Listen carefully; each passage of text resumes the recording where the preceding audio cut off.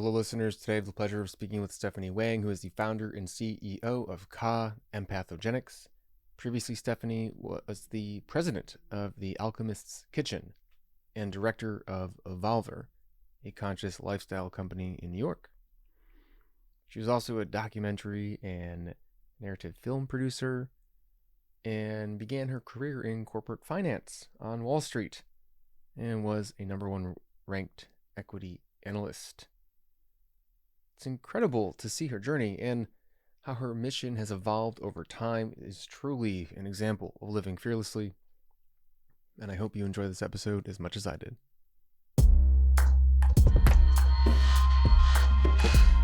Welcome to the Live Fearlessly podcast. I'm your host, Dr. Benjamin Ritter, and it's time to get fearless.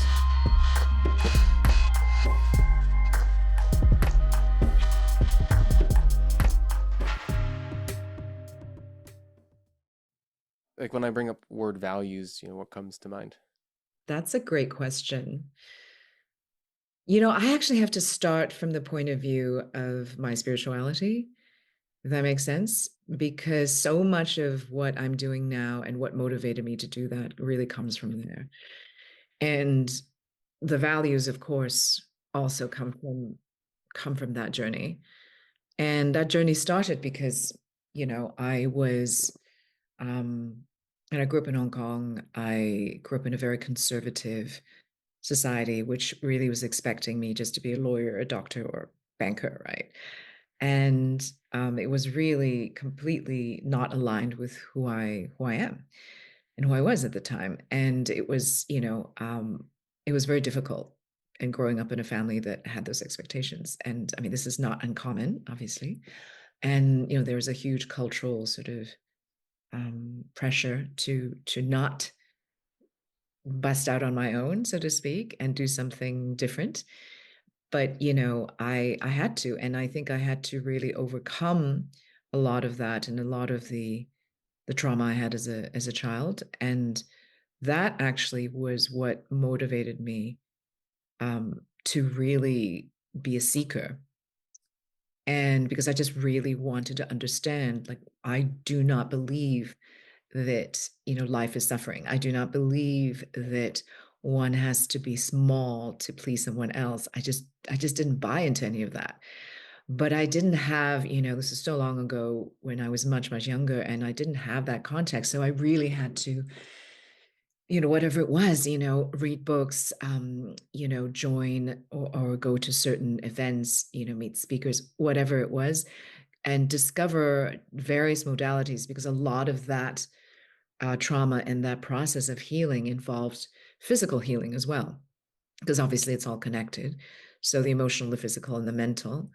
And it was an intense period, but I knew I had to do it because I really was suffering from deep depression, which I didn't even know I was. Life was just like that. But what I did know was it wasn't supposed to be this way. So, my journey started really with a deep yearning and desire to break free from the way I was living, the way I understood life to be. And that really informed my values, in a sense, right? To answer your question is a long way around of doing so, but it's, what does it mean to be true to who you are? So the idea of truth, the idea of integrity, and when I say integrity, I mean, being true to who you are, obviously being the same in the world, the way you treat others, is the way you treat yourself. Um, but also integrity to me means being able to access all aspects of yourself, right? So not disassociating from one part or yourself that maybe you don't like. And we all tend to sometimes do that, and we push it away. We don't want to look at it, right? Especially bits that we may feel triggered by within ourselves. But that is precisely the journey, and that's part of certainly what I was doing. It was a dark night of the soul that ultimately led to, and then actually going through that led me to the other side of it, which is also really respecting the spiritual, the emotional, the physical, the mental. And it meant also coming into contact and really being in touch with all those aspects of myself. So to bring myself into integrity and wholeness, and that involved, healing. But beyond that, it was also discovering, well, what's beyond that? How do I thrive? And in that journey, of course, I would say most of us, I mean, for myself, definitely, you understand then that we're such a part of a greater world, that we're completely connected. And I would say it was in 2013, which is when I actually did my very first plant ceremony. Interestingly enough, it was with the kanna, not psychedelics, and it really transformed me. It left such an indelible impression because for the first time, I felt such a deep sense of connection, of love, belonging, acceptance. And it blasted open my heart. And I go, okay, this is where it's at. And, this is something that to me was the basis, or the lack thereof was the basis of a lot of the issues we have in the world, of deprivation, of depression, of just loneliness, all of it. In one way or another, we are always in life seeking and longing for that unity, that connection again. And in fact, it's something that is inherent in us. It's just that society, life, depending on where you grew up, especially we are no longer in indigenous societies the way that they used to live. And so we've lost touch with our connection, not just with ourselves, but also with nature, with other beings, with any other, I mean, humans, and let alone animals and insects, and just really having an appreciation for the interconnection of the web of life. And that is not something that is, oh, it's a hobby or something else. No, it's, to me, it's the crux of why we suffer, is we forget this connection, which is a fundamental part of who we are. Mm-hmm. Hmm. Just letting that sink in. It's like I felt like I went on a journey as you were describing that. I felt like a seeker. I felt like I was breaking free from a mold, from a cocoon, from a path that people were trying to keep me on. And you shared how in 2013 you had your first experience with Kana, and like what was 2010 to 2012 like then? Like right before. My goodness. Um, I had, I mean, I've done many different things in my life. I started off my career in finance, and then I moved, and then I got sort of burnt out, and I realized I didn't want to do that anymore. And I literally started having recurring nightmares of someone shooting me in the heart. And I was like, if that's not an obvious sign, nothing is. And I realized, I said, I got to get out of this. I was doing really well. I was very successful at what I was doing, and making good money, but it just was soul destroying for me. And I have, I want to say I have a lot of gratitude for that period of my life, because it gave me really important training, and it's something that I've integrated to the rest of, later on what came. Um, but yeah, and it was sort of from there I went into film. Um, and I was a film producer, and I was an actor even for a short period of time, and just really wanted to explore that mode of expression and creativity. And then, excuse me, from there, I also was like, okay, but it is, but it's not that. And I got into documentary social issue storytelling, which brought me a little closer, because it was now bringing me into the world of what it meant to be human, and the struggles that the rest of the world, and um, a lot of people go through, whether it's in the US or anywhere else. And from there, I felt that, I was a little bit, I think 2010 exactly 2010, 2011 is when I felt a bit lost because I was like, I know it's not what I used to do that I'm supposed to be doing, but what I'm doing now is also not quite it. So what is it? And I explored a little bit. I started my own sort of digital marketing, tiny little consulting business.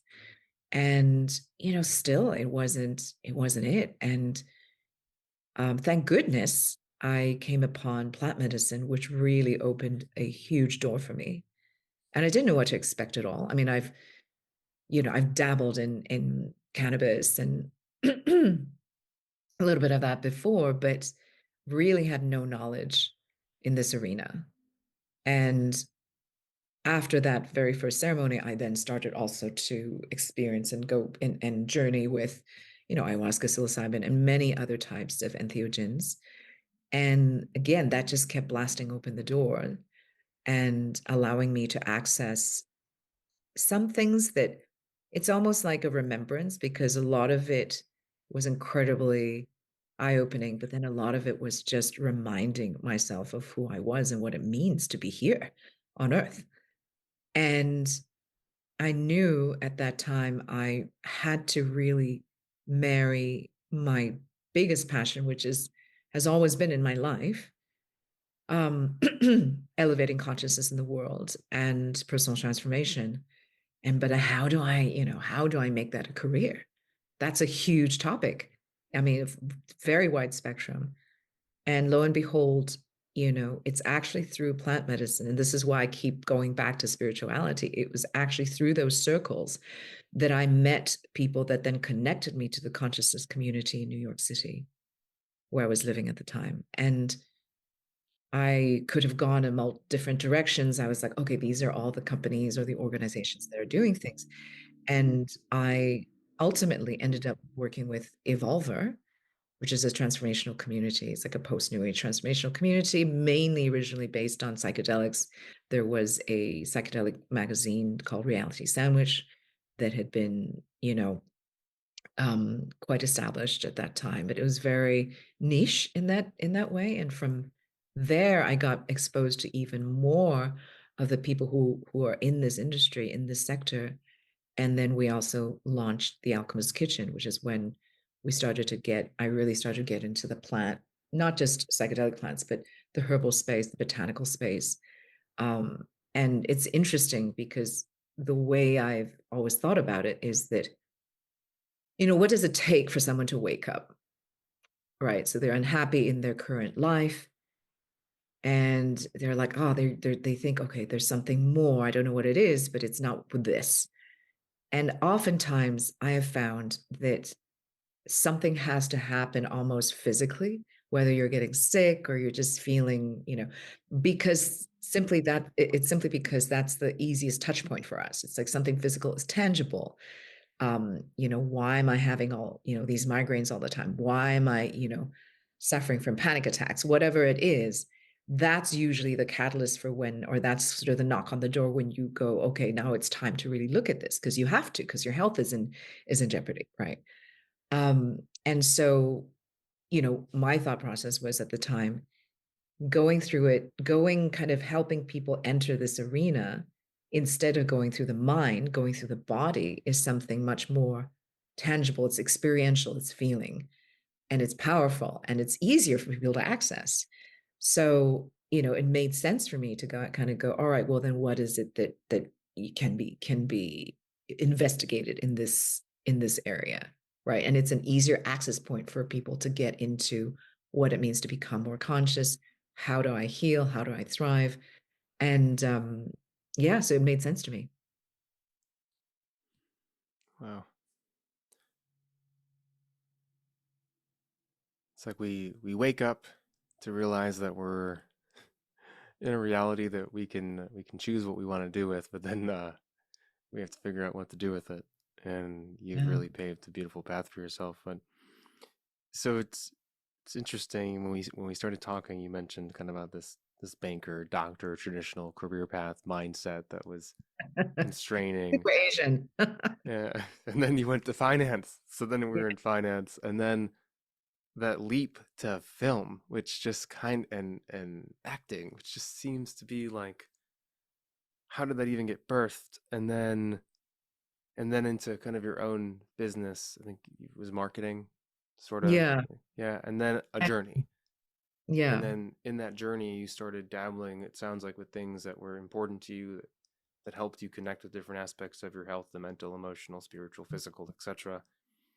And that ended up like there ended up becoming like different homes on that path that led you to here. And that helped you wake up from those reoccurring nightmares. Hopefully, you wouldn't have to deal with those again. But what led to those leaps and decisions? Because I know a lot of people listening to this are like, I feel lost. And so maybe it's Mm. something physical they need to do, but maybe they have an idea and they're trying to find the right idea. But it sounds like you had a lot of ideas that led to Mhm. where we are Absolutely. today. Um, Yeah. can you talk a little bit about like almost like how you chose the things that you did that led you to where you are now? So I go back to kind of how mystical the universe works. So when I knew I didn't want to be in finance anymore. I did not know what I wanted to do, right? And film was the last thing that it wasn't even on the radar. And what happened was in this time where I was like, I don't know what I want to do. I was at a cocktail party and there's just we were just chatting and someone asked the question, so if you could win any prize in the world, what would it be? And I just didn't really think. I was like, yeah, Nobel Peace Prize, right? But it's not like something I was just thinking about, but I was like, okay, if I had to say something, I guess it would be that. And then somebody else said Pulitzer. And then somebody else said, no, would love to win the Academy Award for Best Director. And somehow that really stuck with me. And I go, wait a minute, I want that. That's something I'm interested in. Um, and it just wouldn't leave me. It just kept being there. And I was like, this is really weird. And I actually had a friend who's super intuitive. She's a psychic. And she one day she just said, because I was telling her this whole situation, I was like, I don't know what I want to do. And she goes, have you thought about doing film? Out of the blue, which was crazy. And I was like, wait a minute, again? So I just paid attention to that. I mean, it sounds crazy now. I mean, sounded crazy then, but like I followed it basically and trusted it because I simply could not get that idea out of my head. And so I was like, you know what? I've saved some money. I'm going to look into this, and so I did. I actually moved to New York. At that time, I was in Hong Kong, which is where I was from. And I moved to New York again, second time, just to explore, the film world. And I didn't do a degree program. I just did sort of sort of New York Film Academy intensive course. But I was like, this is really cool, and I really enjoy doing this. And so I did, and it was a very different, obviously a very different path. I knew nobody who was in this industry. It just was something completely foreign to me. And it just made me essentially shake out of my corporate, because I was obviously investment banking, it was very corporate, shake off that corporate mantle. And it took me a minute, right? Because that's all I knew. And it's also the only thing I really grew up with. I didn't have any artists in the family. I didn't have anybody that I knew in this area. So it was a very good training just to shake off that, rather restrictive corporate mentality and really accessed my creativity. And then, I spent a few years also like just studying acting just because it was very freeing. Right. Again, it's like, and I was trained, I was a trained method actor, which means it was always about truth, always. Right. And like, how do you get there? How do you let go of everything else and just find the truth? And again, having grown up in a Chinese society in Hong Kong, you don't have that. Expression is not encouraged, right? And there's a certain way we always have to behave and be. And so that training was incredibly helpful just to free myself in how I was in the world and to break free of that cultural heritage in a way, that programming. So in that sense, these years that I spent in film and acting were very valuable, but I don't think I understood until much later why it was so valuable. Mm. And also it really taught me how to storytell. And that is also incredibly valuable because ultimately that's how human beings, that's how we learn best is when we tell stories, listen to stories. And how do you tell a good story, right? How do you live a good story in your own life? So all of that applied. And then when I finally got into, from there, um, the reason why I'd stopped kind of doing film is because I got very frustrated because just raising money for films is not an easy thing. And I got very interested in short form content, which is, the rise of social media, like all of that. And, you really could see immediately what impact it was having by just how many views you're getting, how engaged people are, and kind of, my film life and production as a producer, it's actually naturally sort of steered me into this direction because people were asking for shorter form content. We were making short videos for people for their websites for whatever, purpose. And it was fun and it was quick and very gratifying. So that's where I moved more into the digital side of things. But like I said, ultimately, I was like, I have got to find a way. And by the way, all just want to be very clear with whoever's listening is that this was not like a smooth ride. I had so much doubt all the time. I didn't know whether the move I made was correct or not. There were years that I was seeing all my friends, my peers being super successful in their careers, making very good money and starting families. And here I was, this oddball that was still trying to find her way. And it took, again, it just took a lot of faith. And it was my spirituality that actually got me through things because that was my North Star. And it was not easy at all.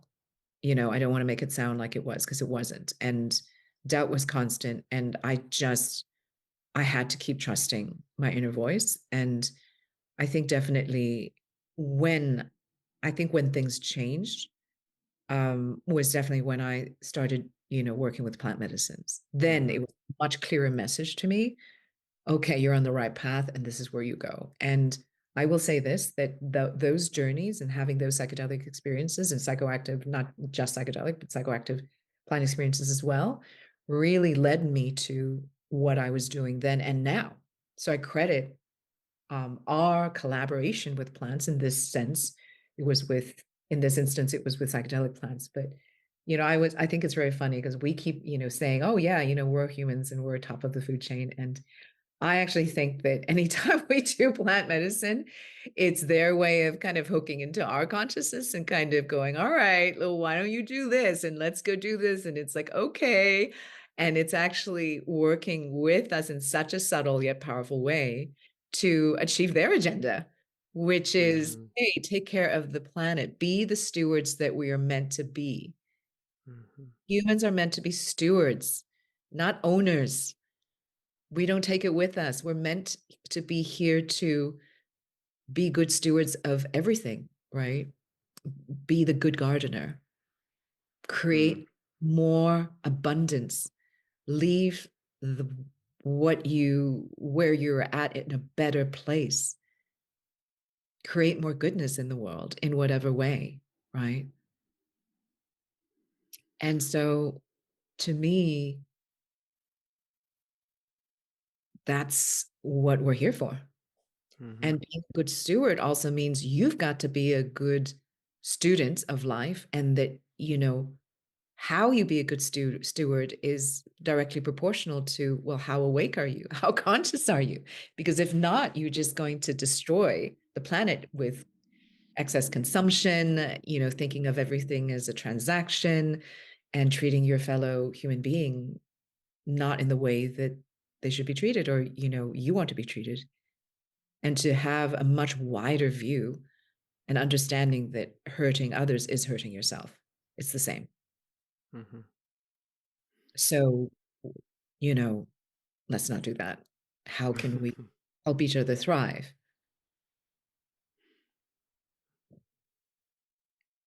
just put on some gardening gloves.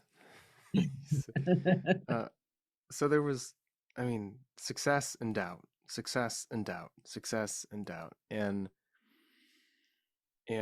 throughout all this, you're seeking and you're finding different ways to break free from the past or the whatever constraints that you're currently operating under, or just in general these feelings of loss, Hmm. lost feelings of lost. I'm gonna make that a word. I was feeling lost, and and then it seems like you found a place to play and to learn and to grow and to garden. Hmm. And it's not like that you were not successful in each of these different categories. It was like it just wasn't. It's almost like the puzzle pieces weren't connecting. So, Correct. what is it about where you are today and what you've built? You're the founder and CEO of Ka. I mean, I will do a bio. Everyone's already heard your story, but what is it about today and now that's different than then? Wow, because I think I had to fully step into, because all the many years, the last 20, 30 years have been about really understanding who I really was, right? And peeling away those layers. Now that I know who I am, now am I willing and courageous enough to really step into that? And okay, great. Oh, damn, now I have to do it. And it was really in that moment when I left Alchemist Kitchen, because I was really working with, another company. And I was like, I have to do this on my own now. I really have to have my own voice and get it out there for whatever it's worth, right? That is the point. So, and and that's basically why I landed, where I am now, is because I'm going to put my money where my mouth is. It's like, I want to raise consciousness in the world. Now I know, and I've experienced this particular plant, which I love, kanna, which is not scheduled. It's legal. It's not a psychedelic. It actually helps people ground. It helps people open their heart and enhance their daily life, even help them focus at work, while also helping them build resilience through regulating their nervous system. This is exactly what we need. So, okay, well, then how am I going to bring this to the world? How am I going to make this accessible and fun? And I want to create a brand. I don't want to just sell it at farmers markets. I want to bring it and create a successful business around it, right? It's the same, right? If you get it to enough people, you are creating an ecosystem that then feeds its own abundance. Then how do I, speaking of values, I absolutely believe in reciprocity. How do I create this loop? Here we are sourcing this plant from South Africa, bringing it, adding value, making a product, selling it to people. Well, then how are we giving back to the indigenous there? Mm, So that was a huge part of, like, when I started this company. And it took me a long time, because most of the organizations that I could find to do give back with either were just not transparent enough, or it just wasn't aligned. And I ultimately, of course, had to go on the ground to South Africa and Namibia. And I planned, this was literally last year, where I wanted to meet people on the ground. I wanted to meet the activists. I wanted to understand on a grassroots level, because there's a lot of politics, obviously, and which are the organizations that are trustworthy, which are not, which are in between. And what I discovered was, you know what? The best and most direct way is actually funding projects themselves, where I know that, this money will go to exactly this project, and I can see it and I know who's involved and I'm directly speaking with them. And I was very fortunate. I met some incredible people, spent 3 weeks, in the region, and was I able to identify some, and meet some incredible people, spend a ton of time with them, and really saw their heart and their authenticity in what they were trying to create and uplift their communities. In particular, we're talking about the Khoi and the Bushman communities, which have always been the traditional stewards of Kana. And, but they have been incredibly marginalized. And a lot of their wisdom has been lost, and speaking to the elders, even Kana, very few young people know what that is now. And, trying to just have them tell their stories about Kana was also super interesting. But then I also discovered how decimated their population has been, how marginalized they are today, and how through years of just genocide and apartheid and colonialism, a lot of that isn't intact anymore. So connecting with them, and it was beautiful. I got to spend time with them in the bush. It was extraordinary. It was very humbling. And I've um, made some wonderful connections and friends with um, with people there, and we are right now, we sponsored the first our first project recently, which is called the group is called the Aboriginal Walkers, and every year they do a really long walk that's anywhere from 400 to 600 kilometers.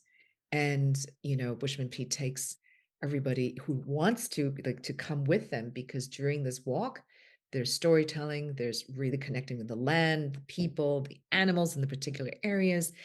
And he shares a lot of, the wisdom. And also, it's a healing journey because they're actually walking to places where they um, get to reconnect with the stories of that land that require someone to listen to, that require people to pay attention to. And so it's a super uplifting and fun, walk, but it's also incredibly profound and meaningful, and you get to spend time with Bushman Pete, for example, who's an amazing activist and artist. Mm. So that's one of the programs, just to give you an example. So reciprocity is super important. I'm still figuring out, to be honest, like how best to organize this in the long term, but at least we're starting, baby steps, and we're doing that.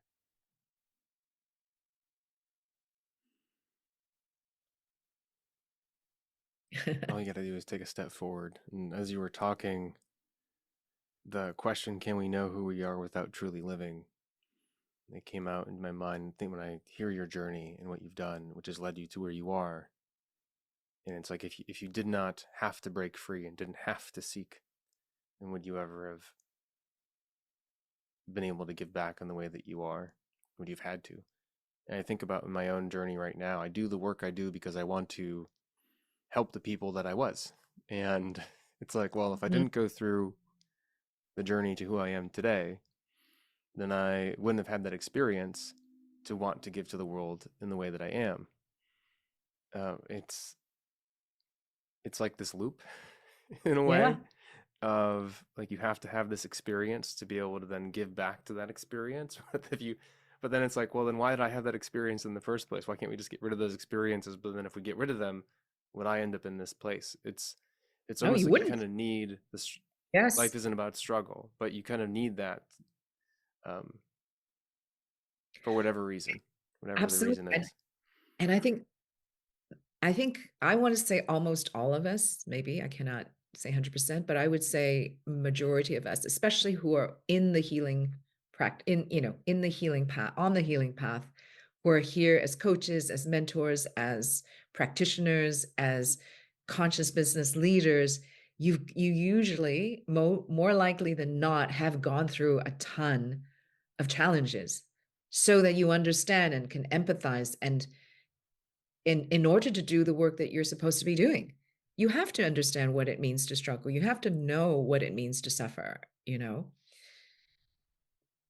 and it just makes you a more effective leader. I'm not trying to glorify suffering, Hmm. not at all. I don't think it's necessary yet. But what I'm saying is, I think I think not having challenges, it just, I don't know, makes for a less colorful life as well, and a less interesting story. Like, I don't want to read Yeah. a story that's just about, once upon a time, here's someone, and then they did really well, and that was it. So, the hero's journey is such a big part of our shared sort of myth, right? Yeah. And feeling lost and then questioning that leads Mm. you on a journey that eventually creates magic and creates a difference. And so, looking forwards, because I don't want to take up too much of your time, where are you currently seeking still in your life and world and career? Like, basically, What's the problem that you're most excited about getting answers to at the moment? Wow, I'm actually, to be perfectly honest, of course, I deal with the usual issues that any entrepreneur in a business, a young business, has to deal with. So besides that, I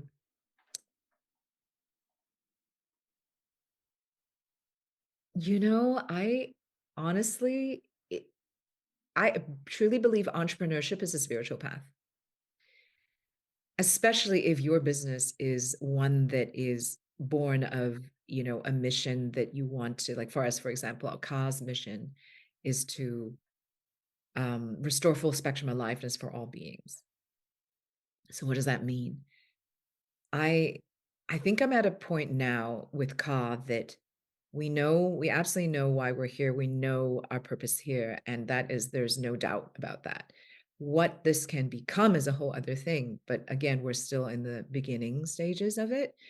And what it's training me to do is it's actually forcing me to become even more conscious in business and also in all the relationships that I have in this business and beyond, but it's up leveling my being. And it's in that up leveling that problems are solved, if that makes sense. I know that sounds a little bit cryptic, but it's like you're gonna have challenges, Yeah. right? No matter what, running a business. And you realize, Hmm. because this is a conscious plan, this is a sacred plan, because I'm working with something that is so alive and it's constantly teaching me. And it does it in a much more obvious way versus like if I was still in investment banking. So if I'm having an issue with a staff member, for example, then what is it? What is it there that isn't aligned anymore? And it showed me, as we grow and as we evolve, sometimes those alignments no longer are there. And then how do you deal with that? How do you part ways in consciously, right? And how do you stay true and honor what it is that you must do? And sometimes that involves making very difficult choices. And then how do you come to peace with that? And so it's not that there is a particular problem that we're solving. I think it's again back to this whole idea of integrity. How does this business want to grow? It's showing me constantly where it wants to go, how it wants to grow. And I just have to listen. And what I've discovered in this process, which I knew really from the very beginning, that my job here is to hold space, is to be the channel essentially for what wants to come through me, right? And us. And Ka itself has a spirit, it has a soul. And it's more and more as we've grown and it's really, really showing me what that is. So it shows me all the time. And not just me, it shows the whole team. Because I also always, whoever I hire, I really try to make sure that they're in alignment, right? And usually that happens organically anyway, because people who are drawn to this are, in that usually in that vibe. Um, but we all listen and we all talk this way. We all go, okay, what is it that we need to do obviously on the ground to make this a successful business, to have to have a good ROI, etc. Um, but beyond that, it's also, what makes sense for us and what is Ka calling Hmm. us to do and be. And myself as the founder and the CEO, that's the seat I hold. Everybody else is execution, right? And strategy execution, but that's my job. So really to me, my job is to stay a very clean container, a channel, excuse me, and just make sure I don't get on off the beat, off path. So I guess that's what I mean when Yeah. I say, entrepreneurship is a spiritual path. It's a mission. It's Yeah. before you were talking about jobs, and now it sounds like you're talking about it's something broader and bigger. And so it's not now that there's anything to seek other than to create more of a reality where Ka is um, integrated right into the world Yeah. Yeah. of others. And I was thinking about how like the future makes sense of the present, and so it's like you were talking about when we were talking about finance and such. The equation is the present that we're trying to solve, and the future reveals the solution. And I think when you have the right equation that you're focusing on, which is Ka at the moment, Yeah. then it creates a different sense of a sense in our life. And we can use the word meaning or fulfillment or fearlessness. And it's really I think beautiful. So thank you for sharing that with us today. absolutely. And I just want to say, like, for anybody who's listening who are, feeling lost or and kind of wanting to be like, okay, well, then what is my purpose, right? It's whatever you want it to be perfectly honest. But then it's then having the courage to really live it and take it all the way, not partially on like go for it. And you will be in a situation where it's an untrodden path and you will not know what you're doing, but do it anyway because you will be guided. Just take those steps. And the more you are that way, the more, and while listening also, um, the more you will feel confident in making that choice. And so right now, I am living my purpose. I am every day doing that. I am challenged with that. It's it's not without its challenges, but that I am driven because of that, and there's an energy behind me that's pushing this forward and leading this, and I don't even have to do that. It's just kind of there. And so there's not even a question about motivation because when you're truly, truly aligned with your purpose, that it's very, it's just it just is. And it's apparent. And there's no, of course, you have to make an effort because you're working hard and you're, building a business, but it's not the effort of, let's say, being at a job that you don't like or anything like that. It's very, very different. And so you're excited Mm-hmm. um, most of the time. And yes, you might be scared, but you are still excited. And I think that is the joy and the blessing of being a business owner too, is that, the stakes are high, but, but it's both, right? You're risking, but then the reward is there. And especially when you're living your mission and your purpose, then that becomes even more exponential and rewarding. Yeah, and you wouldn't have found where you are today without going on the journey that you have. Like you have to have some false starts. Mhm. Yeah. You have to change the thing you're focusing on, and then you have to change Mhm. in the same way, while feeling at least comfortable enough to explore, to lift up Yeah. the rocks and to try new things. Beautiful. I felt like those are some last words for our listeners, but anything else that you'd like to share before we say our goodbyes or our see you laters? Just I just want to say that, it's have faith in yourself, Mm-hmm. trust your life, trust source, God, however you want to call it, trust, because otherwise you wouldn't be here. And whatever that means to you, that's something you obviously have to discover, but that um you are not wasting time. You are not actually lost. Feels that way. That's all. Mm. It's so strange how we can be the same person in the same place and have such different feelings. Like maybe just Mhm. focusing on different things or believing in ourselves a different way or having different people around us. So it's always there inside of us. And I Yeah. love what you just said about us not being lost. So I hope everyone can choose to be found. Have a beautiful evening, Stephanie. Thank you for joining us. Day, afternoon, whenever anyone's listening to this, and I really do appreciate your time. Thanks for listening, everyone. Now get out there and live fearlessly.